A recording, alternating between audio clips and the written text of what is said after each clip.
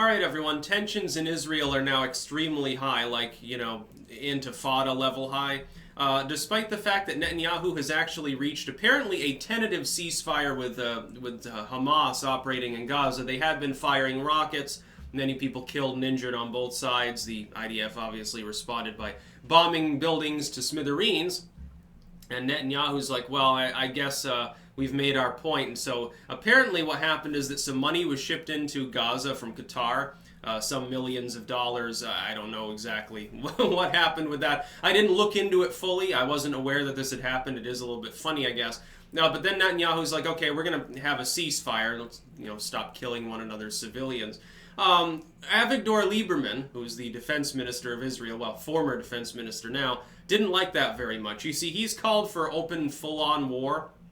He's called for literal total war in Gaza. He's been a frequent critic of Netanyahu for giving back the Gaza Strip or giving them the Gaza Strip.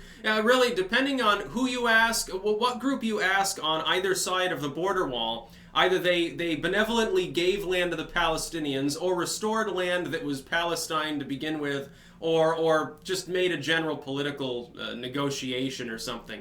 And there are people that want a one-state solution, a two-state solution. I think at this point, that's a moot point entirely, and they should just have a solution. Maybe something that achieves lasting peace. I think the people in the region might appreciate that. I have to think that most of the civilians on either side of any fence you can build there just want to be left alone.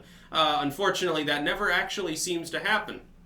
Now, Netanyahu, in my belief, this is my estimation of him, generally speaking, is more reluctant to actually fight it out with Hamas. It's not that he's a peace lover or anything. That's not good.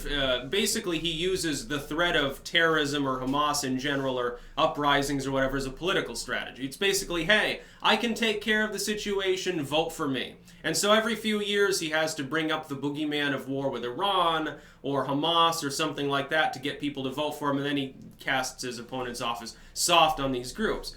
This, therefore, could be a problem because Avigdor Lieberman is much more of an actual war hawk, appears to genuinely want to commit genocide or something, and is insane. He's been considered a hardliner for a while. He probably shouldn't have been serving in that role. I'm assuming that he was given that role specifically because, hey, here's this tough cookie here who really wants to bomb everything, so maybe that will dissuade our enemies from actually attempting to fuck with us because they're worried about him kicking in and demanding a response. But now he's quit, now he's gone, so that is an open vacancy, I guess, and I think Netanyahu is planning to fill that role temporarily, which, how can he do that? I mean, he's already, president or prime minister or whatever. He's already the top guy in Israel, now he's also got to be the defense minister, while apparently coordinating shipments of money to a group that was actively bombing his country. It is a little bit odd when you think of it. Now, Netanyahu, I think, is slimy. I don't think Avigdor Lieberman's slimy so much as he is bloody and insane and butcherous.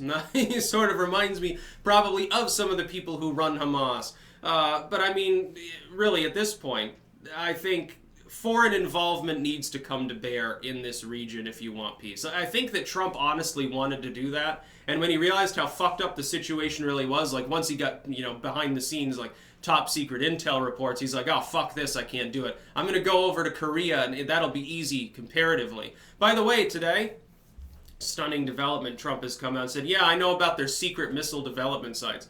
Yeah, I know about their secret nuclear sites, ha ha ha. So basically Trump continuing to put pressure on them, I think try to get them to the negotiating table. Basically, North Korea backed off a little bit, so he's backing off a lot and forcing them to come forward. He's done this a couple times before. My hope is that Pompeo's postponed visit doesn't mean the end of our negotiations with North Korea. At the very least, I hope North and South Korea can keep talking and be on a less of a war footing.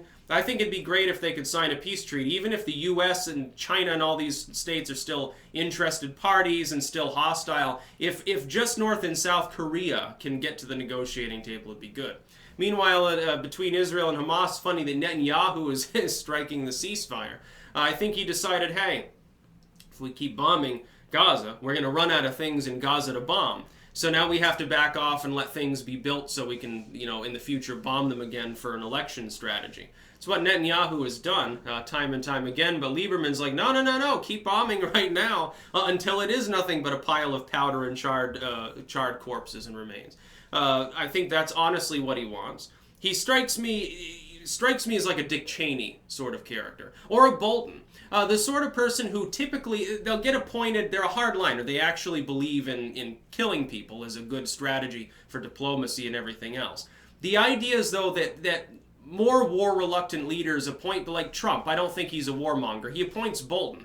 Everyone thought that would meant a shift in the strategy and he was going to invade some Middle Eastern nation or something, and I correctly predicted that wouldn't happen and that it was mainly to put pressure on these states. Basically bring someone who's associated with hundreds of thousands of dead Iraqis on board into a significant position, give him a lot of leverage, a lot of leeway, give him a lot of power, put him before the crowds, before the cameras quite often, to make sure people are fucking reminded that he's there too. And that helped him with North Korea, because Kim Jong-un's like, oh, well, it looks like he's gearing up for war. I hope it's not with me. I think we'll negotiate a little bit more. Let's give the United States something to keep the wolf away from the door, so to speak. Iran, pressure on Iran, which, by the way, is definitely being pressured at the moment. I think they backed off a little bit on their rhetoric, probably because the government there is actually controlled by what passes for a liberal movement within that region of the world. Meanwhile, Israel is sure a warmonger at a time when, it seems a lot of people there probably want to, finally end hostilities. The problem is a lot of those people want to do so by butchering everything in their path. This has been suggested as well by some of the hawks there for Iran, just as there are Iranian generals who are like, oh, we will blow you off the face of the earth, death to the great Satan America, and all of this other stuff. And it's like, it's never going to happen, but the rhetoric is certainly there. But we always have to differentiate between rhetoric and symbolism. You put the warmonger on as a chief of staff, specifically to scare your enemies, to keep them from attacking you, versus someone like Lieberman, who he jumps the shark and he says, well, yeah, we're doing so well. We've running these bombing and missile campaigns. Why are you stopping? Look, they can't defeat us. They're trapped here in Gaza. It's like shooting fish in a barrel. Fucking reduce it to a pile of cinders. That's about all. Peace out.